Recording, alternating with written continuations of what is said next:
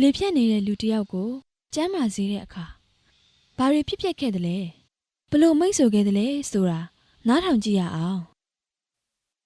တနေ့တော့အရှင်ယေရှုဟာလူတွေကိုဆုံးမဩဝါဒပေးနေတဲ့အချိန်မှာယေရုရှလင်မြို့ယူဒပြည်ဂါလိလဲပြည်မြို့ရွာတွေကနေရောက်လာကြတဲ့ဖာရိရှဲနဲ့ကျမ်းပြုဆရာတွေလည်းထိုင်နေကြတယ်အနာရောဂါငြိမ်းစေဖို့ဖျားသခင်ရဲ့တကူတော်ဟာကိုတော်နဲ့အတူရှိနေတယ်ဒီချိန်မှာလူတချို့ဟာတကူလုံးလေးဖြစ်နေတဲ့သူတယောက်ကိုကိုတော်ရှိတော်ကိုခေါ်လာဖို့အိယာနဲ့အတူတိတ်ဆောင်လာကြတယ်အိမ်ထဲမှာလူတွေပြည့်နေတဲ့အတွက်လူနာကိုတည်ယူလာဖို့သွားစရာလမ်းကိုမတွေ့တဲ့အခါ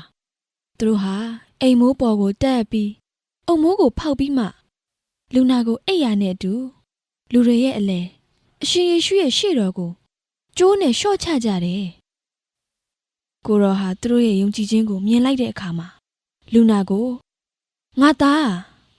မင်းရဲ့အပြစ်တွေလွတ်ပြီလို့မိန့်တော်မူလိုက်တယ်ဘေးမှာထိုင်နေတဲ့ကျမ်းပြုဆရာနဲ့ဖာရိရှဲတို့က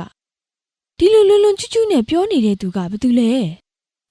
ဖျားသခင်ကလွယ်ပြီးဘသူကအပြစ်လွတ်နိုင်လို့လဲလို့စိတ်ထဲမှာတွေးတော့စဉ်းစားနေကြတယ်အရှင်ယေရှုကသူတို့စဉ်းစားနေတာကိုသိလို့ဘာဖြစ်လို့မင်းတို့စိတ်ထဲမှာဒီလိုတွေးနေကြတာလဲမင်းအပြစ်တွေလွတ်ပြီလို့ပြောဖို့ကလွယ်သလားဒါမှမဟုတ်မင်းထပြီးလှမ်းသွားပါလို့ပြောဖို့ကလွယ်သလားလူသားတော်ဟာလောကမှာအပြစ်လွတ်ပိုင်ခွင့်ရှိတယ်ဆိုတာကိုမင်းတို့ကိုသက်သေပြမယ်ဆိုပြီး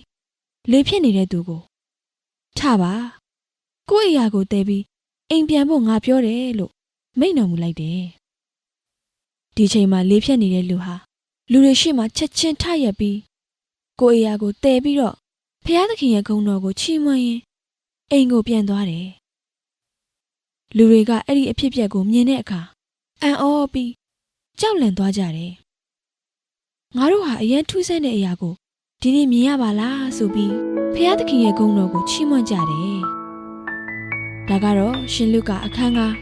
အပိုက်ငယ်7:26အထိဖြစ်ပါတယ်